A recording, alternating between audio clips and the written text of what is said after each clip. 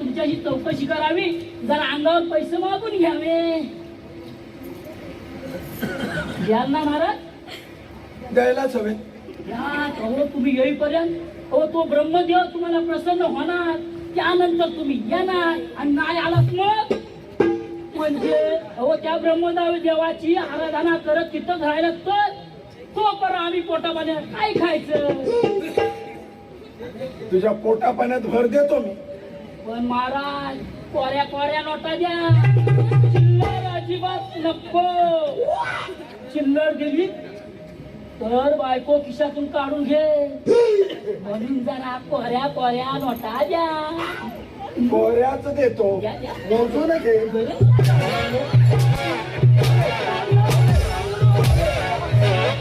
अरे पैसा वाऱ्यावर उभ्या लागले की काय?